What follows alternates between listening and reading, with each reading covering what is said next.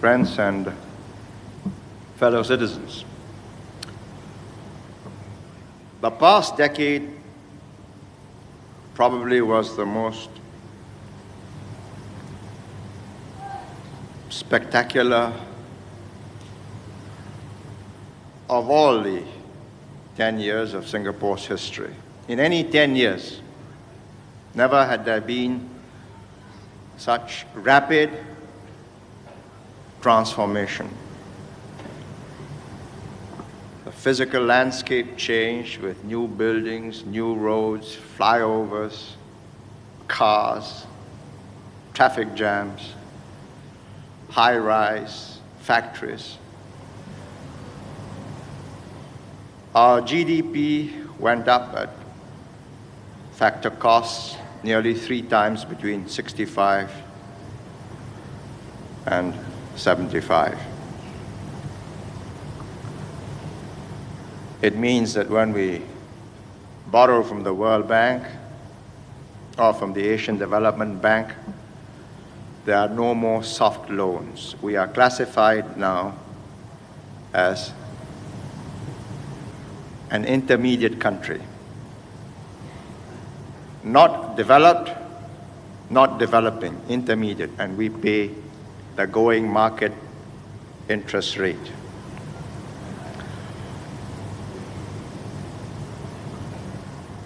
We seized every opportunity to develop as fast as we could. Because 10 years ago, you will remember there was massive unemployment, at least over 12%. 10 years after, with the new standards of spending, incomes, we've got ourselves into a different mood. The younger generation especially, people who were not old enough in 1965 to understand what hardship and unemployment meant. And they are truly a different generation. Expectations have gone up. Unconsciously, we entered into the free spending consumer society of the West. Parents spoiled their children. Better clothes, better food, better housing, and expecting. All the time, the expectation goes up and up and up, believing that this is always going to be up the escalator. Well, if there were no oil crisis, 73 prices did not quadruple, the developed world did not take a nosedive, and GNPs went down by 12, 13, 14% in America and Japan. Perhaps we could put up with this. But let me, by way of illustration,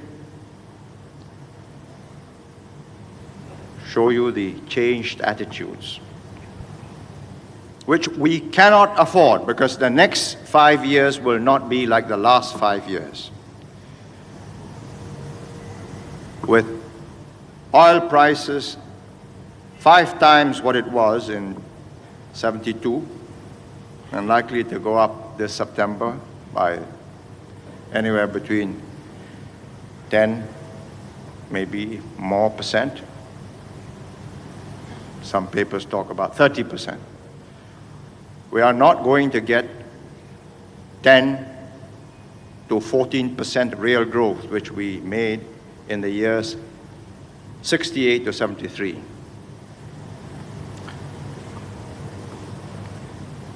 Recently,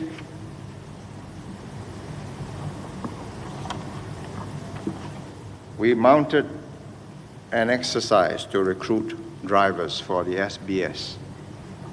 You know that we've got to have more buses, we've got to have a good bus service, and you need good drivers. So we thought that the national serviceman who'd learn how to drive a 3-ton truck, he should be offered the opportunity. So this year, we mounted 3 recruitment exercises. About 800 national servicemen went on ROD between January and July. 10 years ago, if you introduced a man into the STC or into a Chinese bus company as a driver, he'd be happy to give you his 1 month's salary as commission. Now we get 800. We circularize them.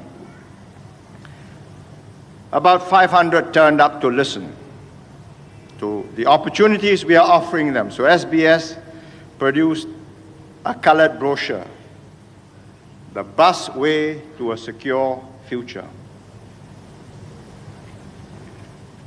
Diagrams, pictures. And on the face of the brochure it says, "This is not a sales brochure which you receive every day. This is a career prospectus which took us months to prepare just for you." You know how many applied? 7 the first batch, 34 the second batch, 20 the third batch. Do you know how many are working now? 1 driver and 3 temporary conductors training to be drivers. Remarkable. Whilst training, you're paid $11.60 per day, 1 year, recruits. Then $12.80. So this bewildered me. I chased up CMPB. I said, well, what are they doing? What marvelous jobs are they holding? Because I get the monthly returns, how many workers retrenched, how many work permits issued. And I know that in the last 18 months, since the retrenchment started, 30,000 workers have been retrenched. 70% women and girls. But I just took this year, January to July,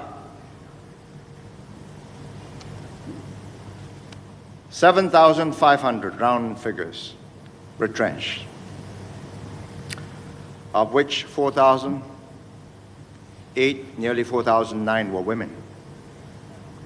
In those same 7 months, we issued 11,500 work permits, of which 4,004 were for women. Now, so it does not square up. What's happened to these national servicemen?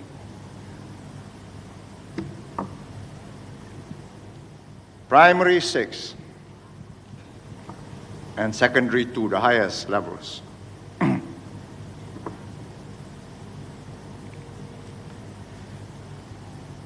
Many of them were just sitting at home. Very happy state of affairs. They're resting from 2 years strenuous work with the Army. I know that driving a 3-ton truck is not child's play. But some of them went out into the reserves in January. 40 or 50 of them are still unemployed. They go in at 18, they finish at 20. You can't have a class 4 license to drive a bus.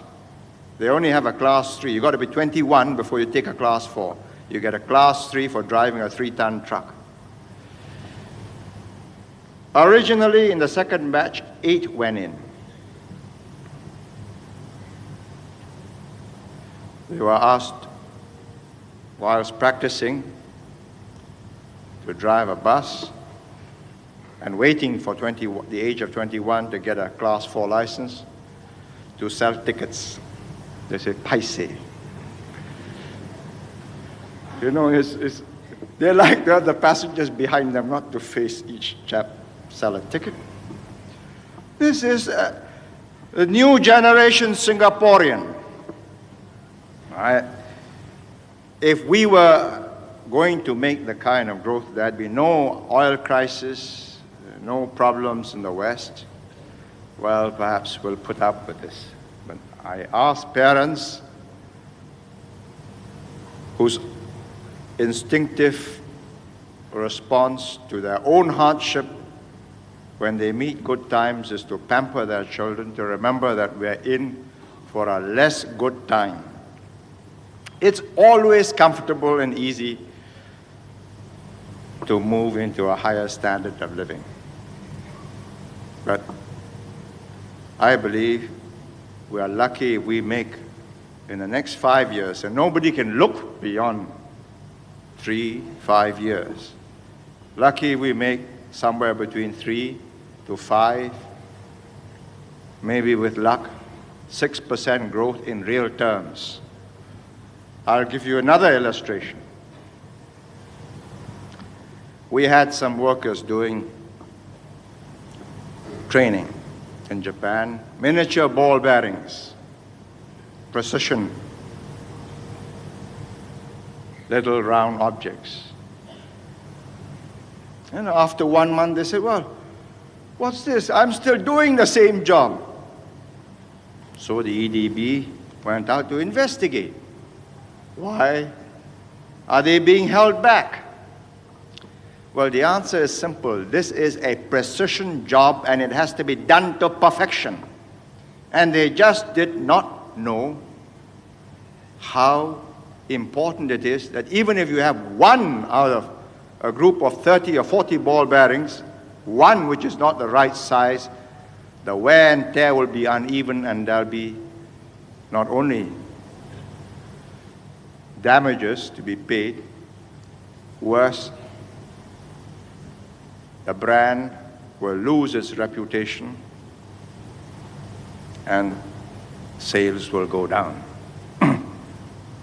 So it reminded me of an incident I had some 11 years ago when I was touring some third world group of countries. It so happened that there was a Chinese restaurant thousands of miles away from Singapore. This Singapore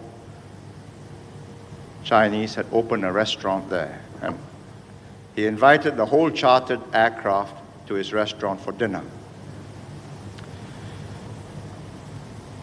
So I asked him, well, the food wasn't bad. I said, who's cooking? He says, oh, Singapore Chinese cook. I said, what about the locals? Couldn't they cook? He says, he laughed. He said to me, well, you know, it's very difficult. You take the simple dish, Fu Yong Hai, it's an omelette. You add some vegetables, you add some prawns, crab. But you show it to him 3 times, and he says, yes, I know. But he doesn't know. He said, look, watch again. You got to add this amount of water to the egg so it won't be too hard.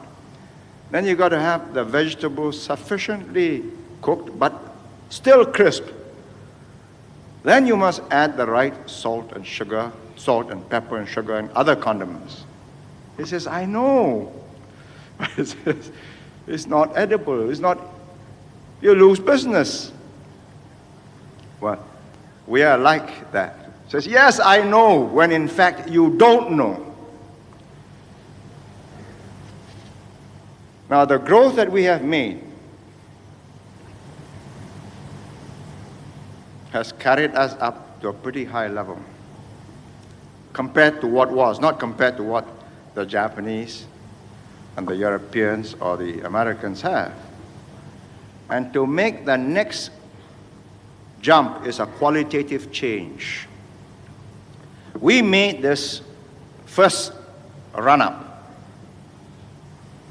by just starting from a low baseline, mopping up the unemployment, doing mostly assembly line operations. Then we moved on to polishing lenses, making theodolites and balancing instruments, and so on.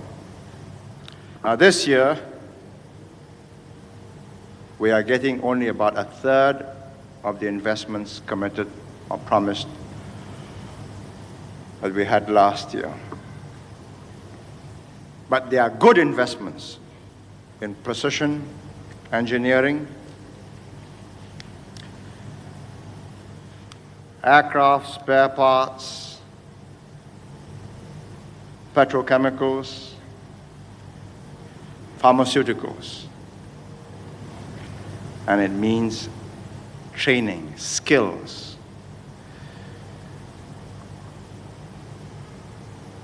It means if you want to do your children good, make sure they don't lose the work ethic.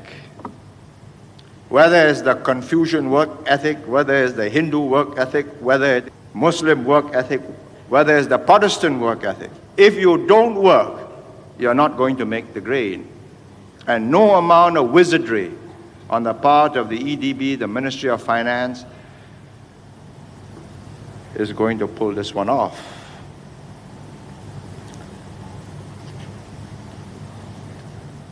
The last 10 years, we hitched a ride as the world bounced away at about 10% a year growth in world trade up to 73.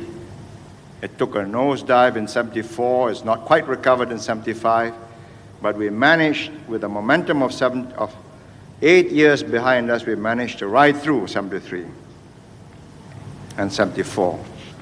Now it's going to be different. Post the oil prices quintupling, plus a further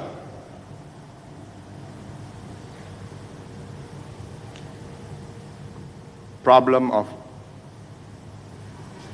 getting a new balance, a regional balance established with the new governments in Vietnam, Laos, Cambodia, which in turn will depend on the balance of forces between America, the Soviet Union, and China. It's going to take a few years to know how the interaction of these world powers will be, and in particular, the contest for influence over the Indo-Chinese states, which means that cooperation in ASEAN on the economic and political fields must become a sincere effort to try and accommodate each other in order that by being a more cohesive group, we can deal with a group of countries with different political and economic systems on more or less equal terms.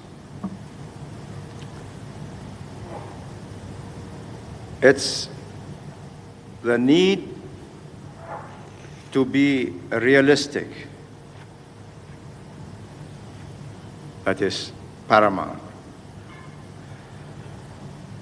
It's better for the government to take the 10th anniversary celebrations to cap the successes of the last few years in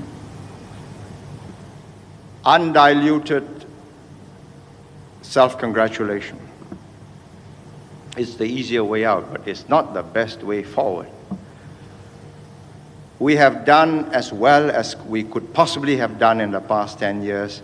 And in order to do as well as we can in the next 5 years, let us have no scales on our eyes. Let's face the world as we find them, as we find the other countries, as we will find ourselves. And if we are to overcome these problems, many of them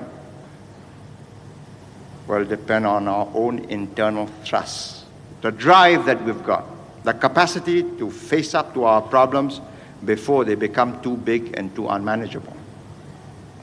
Whether it's in cars or in babies. If you listen to the gossip, everybody's unhappy about area licensing and the restricted zone, which we expected. But which would you have? A serious attempt made to put our traffic into some semblance of order and get people and goods circulating, or a seize up, and with it,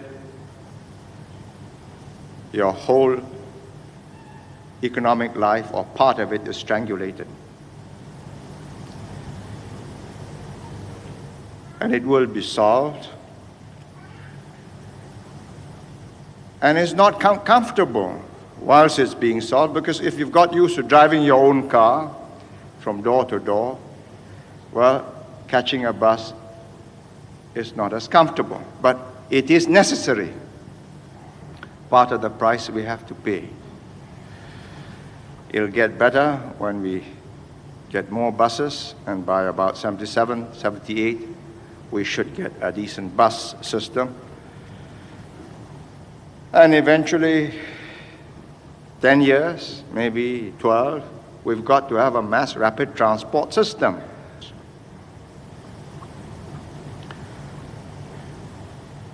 So too with the babies. If you take them at the reproductive rate, what they call selective reproduction rate, they frighten me, you know. When you take each age group, 15 to 19, then 20 to 25, and 25 to 30. At 1966 rates of production, the number of babies that would have been born last year would have been 78,000. Well, fortunately, the numbers born last year were only 43,000. But we are still very far from just reproducing ourselves. It's got to go down until we just reproduce ourselves, or we are in for very big trouble, unsolvable problems. We read of coups, takeovers. You know, Nigeria is a wealthy country, but if you go to Lagos, oil notwithstanding, you know why you've got a coup.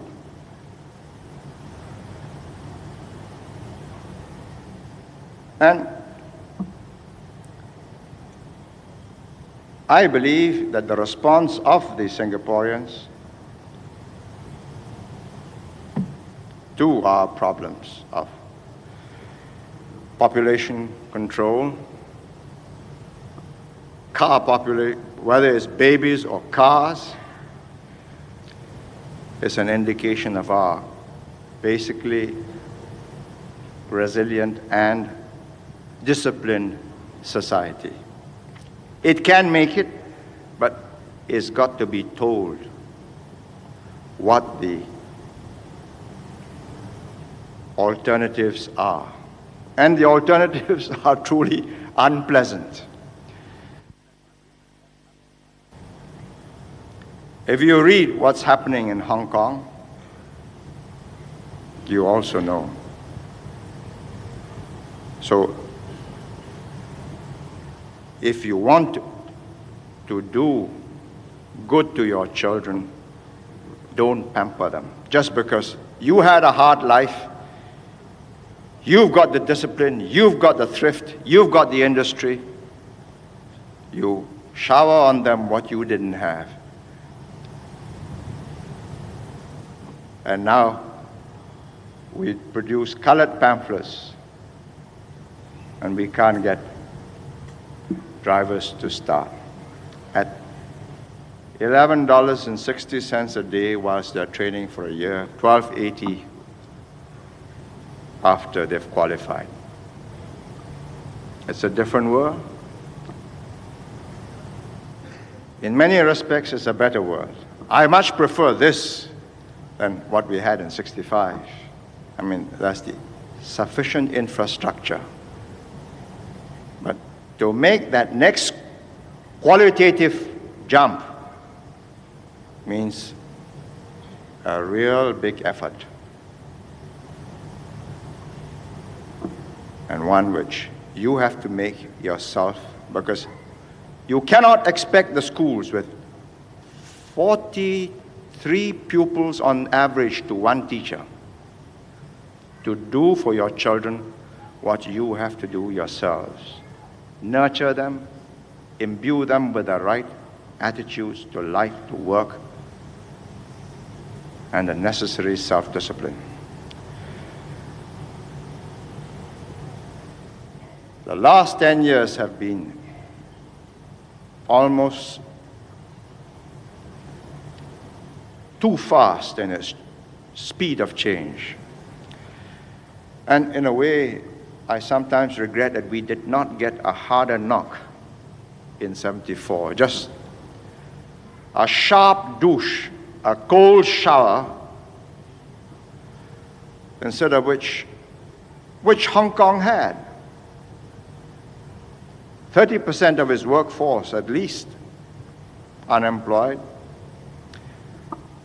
Most of it taking 30, 40% reduction in wages and real hardship. I'm not saying it's a good thing, but I'm saying that it's good for the soul. And employers, when they start looking for workers, they like to have workers who know what hardship means. And if you can't have real hardship, then you've got to inculcate the right attitudes and values.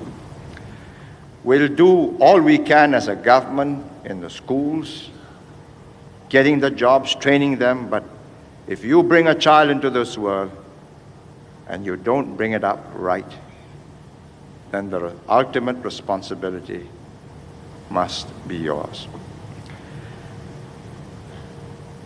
And I hope that we shall together make the next 5 years at least not less successfully than the last 1 3/4 years since we ran into the oil crisis. If it's no worse than what it's been and better than what is actually been up till now, at the end of another 5 years we'll be all right. But it requires that constant drive and that willingness to achieve, to learn, to achieve, and to be proud of what you are doing. Not just minimum of effort, maximum of monetary rewards. That attitude will never take us into the industrial society. My good wishes to all of you on this 10th anniversary. Thank you.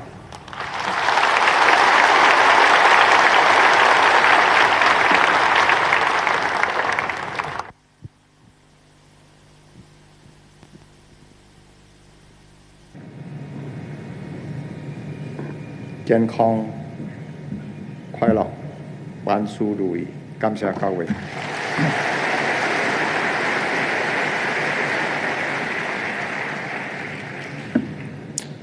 Well, friends and fellow citizens,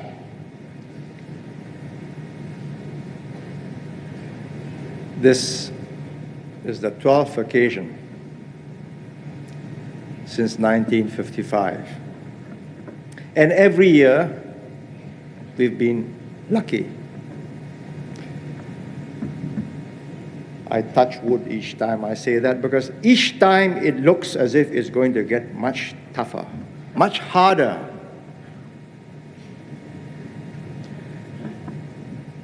'65, we had a hungry population, high unemployment, people willing to do any job. The per capita then below $1,000 US, on about 700 to 800.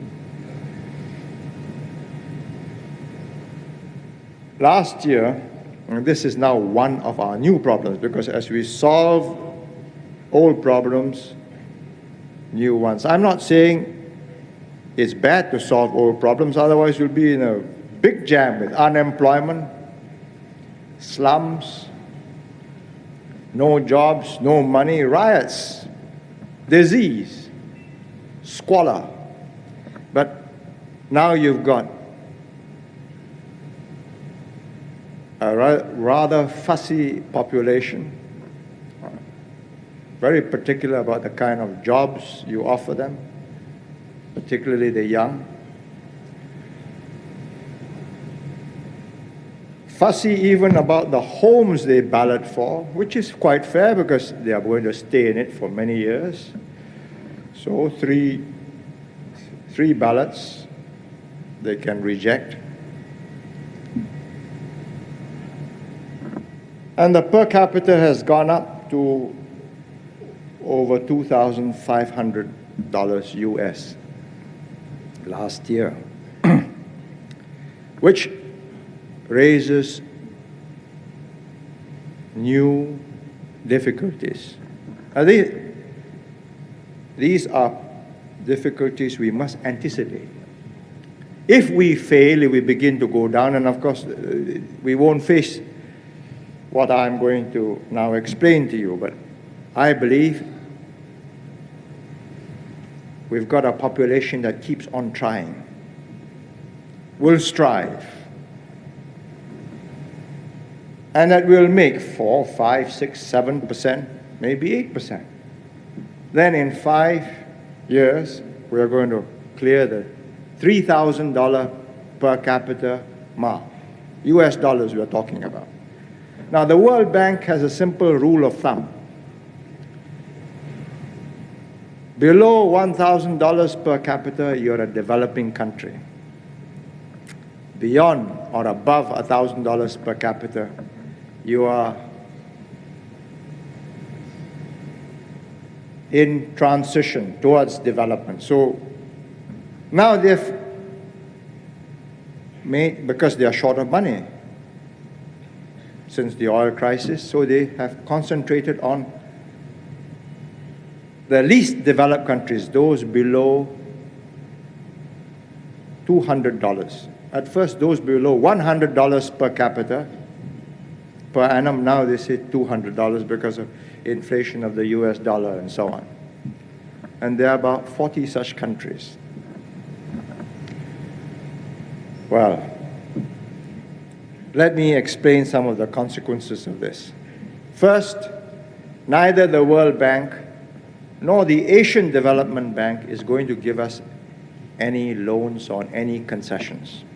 Whether it's we are going to develop an MRT or an airport, whatever it is, we will borrow at the going rate, no concessions. Now,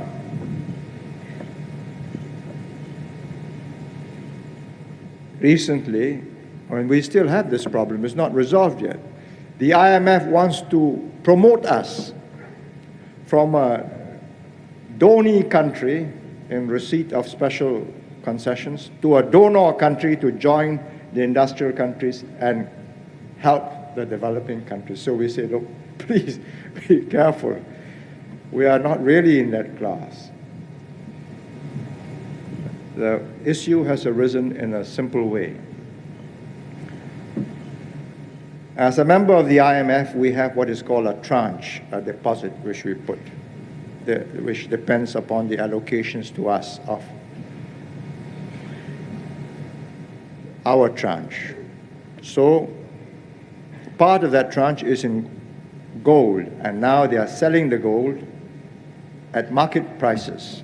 When we bought it and put it with the IMF, it was then $35 per ounce, per troy ounce. Now it's going at $145, $146. So the difference they are going to take and help the developing countries. So they want to say, just not a very big sum of money, just a few $1 million. Say, well, you don't take yours, the difference between $35 and $145, but contribute to the poor countries. Now, it's not the sum involved, it's the principle involved. Once we are promoted into the donor class, well, that's big trouble. Because you and I know that this is hard-earned money. So a big argument is going on. And one simple argument is, look, this is per capita per annum on borrowed capital, borrowed technology, borrowed expertise. Foreign engineers, foreign management, foreign marketing. Export of dividends. They say, all right, we'll knock off 20% for that. That leaves us with $2,000 per capita. So that's not very great help. Well, anyway, the argument is going on, but when we clear 3,000, then, or 3,000, well, 3,000 at pre-oil crisis real value, then I think an argument will start. So I want to alert you that the going is going to get tougher. It's like mountaineering, you see. The higher you climb, the more exhilarating it is. But the tougher it is to climb up higher because there's less oxygen in the air. Which makes me come to my next point, namely the expectations of our young, expectations which parents encourage. Now, insofar as these expectations, set your sights high, I say fine. Work hard, get a good education, reach out for the stars. But settle for what you can be. Not everybody is going to be an astronaut. And what's more, settle for the jobs that are going and not the jobs that you think ought to be there. And I want to explain why I believe it is safer to lower our expectations. There's worldwide unemployment. In the industrial countries, Western Europe, America, Australia, New Zealand. So they take protective measures. And when there is unemployment,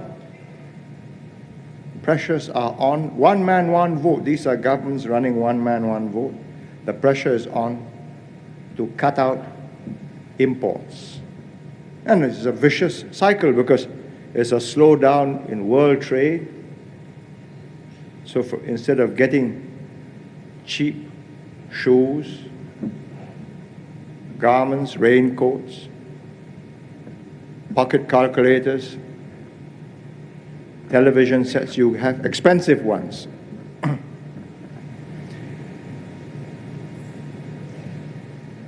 and the world is poorer off. But everybody believes that only he should be allowed, because his is a special case, he should be allowed to cut down his unemployment by holding off imports temporarily. The result is a round robin of restrictive measures that blocks trade and is a subject of considerable concern. The world over, they put the squeeze on the Japanese, and Mr. Fukuda, who is a very experienced and very able man, and explained his Japanese position most eloquently. The world faces one of the most difficult periods in the history of man. His words. And not far from the real truth. Because if it goes wrong, the last time it went wrong in 1933, it led to fascism in Europe and its counterpart in the Far East and the Second World War. This time it goes wrong, it's catastrophe. Well, we can't do much about that, whether there's going to be a settlement in the Middle East, whether there's going to be more troubles there and leading to oil embargoes or increase in the price of oil is outside our control. But we must realize that in this state of uncertainty, industrialists in developed countries like America, Western Europe, even Japan, are not investing in capital goods. Somehow that element of confidence has not returned, which means every time you have a short spurt of recovery is a consumer-led recovery. It does not lead to more capital investment, to more production, to more consumption. It stalls. Well, in this kind of a climate, just lower our expectations. When it comes to the kind of jobs we are doing, this year the government's representative on the Wages Council pressed this point of view, that in this period of uncertainty, when we are not getting the inputs of new investments that keeps on raising or bringing up the level of technology, and therefore the value added per worker within each factory, we'd better go slow on wages, just in case it's expansion of existing technology and existing factories that we must depend on for jobs, and not the improving or improved or higher technology. We'll do this next year, we'll do this year after. If we improve, if we can get more factories, which doesn't give many jobs, like Sumitomo Petrochemicals, which will start together with us. It will create 4,000 jobs when the factory is being built. After it's built, it will employ only 2,000 people, but all highly skilled technicians and chemists. That's what you call high value added. A capital investment which can go for as much as nearly $2,000 million, employing only 2,000 people. So it can pay high wages. It's like the oil refineries, highly automated, mechanized, cybernated, and the individual labor cost per unit is low. Therefore, wages can be high. Now, if we can have more of these, yes, we let wages go up. But I'm not at all sure that we can, because there's excess capacity in so many areas, including, at the moment, petrochemicals. The Japanese factories are working at slightly under 70% of capacity. Unused, but we hope by the time the one in Singapore is in production in 81, world recovery plus normal expansion of demand, more people in the world. I hope no more in Singapore, but I'm all in favor of more consumers all over the world. Well, they would have reached 100% of capacity. Therefore, when looking for jobs, let's not be too difficult. We started the campaign last year, Use Your Hands and so on. It will make a dent over 5, 7, 9 years. But we can see a pattern emerging. We're becoming a little bit like what's happened in Western Europe, including what's happened in Britain, what's happened in other countries, where people don't want to do what they consider jobs not equal to their status. Socially not desirable jobs, even though it pays well. And therefore, the work permit phenomenon is not a temporary one. The British brought in about 1 million West Indians, Indians and Pakistanis. The Germans have about 2 million Turks and Yugoslavs. And the strange part is, in spite of recession and unemployment, it is still the West Indians and the Indians and Pakistanis doing certain jobs in Britain, and the Turks and the Yugoslavs doing certain jobs in Germany. Well, maybe we are already trapped in that kind of bind. I'm not sure. I refuse to admit that the Singaporean can get so snobbish so quickly. But their signs are that he has gone that way. And it's a combination of the soft life plus a little bit of shrewdness or low cunning. Every construction site, this is a rough rule of thumb, when the building is going up,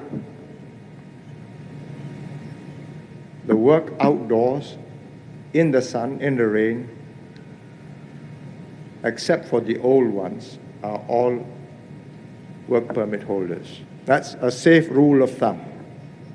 When the building is completed, then our boys who have been trained in our Punggol Vocational Institute, other training centers, they'll come in and put in the wiring, the wash basin, the tiles, the plumbing. See, it's already covered, it's more comfortable, no need for the sun and the rain. Never mind how much the other fellow gets, because, you know, he's not really that hungry anymore, you see. He's quite a combination of creature comfort, plus, of course, the inconvenience of either working with a safety belt on or risking falling off the scaffolding. So he waits till that's all over. He goes into the solid structure. Well, so we've got that kind of a situation. You can't get, with universal education, they can fail their primary six 3 times, and you give them $200, say, be a domestic help. No takers. Very difficult. 200 plus, no takers. But $150 or even $140 for apprenticeship, plus tea breaks and other perks, yes, because there's the expectation of climbing up the social ladder and the social life that goes with it. Therefore, we adjust. If that is so, then our work permit phenomenon is a permanent one. And I say, right, we have an annual intake which will be permanent of so many hundreds or so many thousands of healthy, striving, often because they are hungry, types who, having stayed here 5 years, can be expected to marry a Singaporean. If he's a girl, you look for a Singaporean boy. If he's a boy, you look for a Singaporean girl. Then you add to your population. There's logically no other way. One man, one vote. He's born here or she's born here. You've got to cater for all these idiosyncrasies. Which means all those who say, well, we should not have a two-child family, then we'll have negative population growth. I urge such doctors to sit back and think. No trouble at all will improve the sum total of the quality of the population of Singapore. Tougher, hardier, thrusting types, because they are hungrier to begin with, and also because they are hardier to begin with. And they are the ones we will have permanently to absorb. Now, this is a tentative conclusion. We'll watch the figures over the next 3-4 years, and if they show this persistent pattern, a choice of work, what is considered desirable, what is not desirable, then the adjustments have to be made.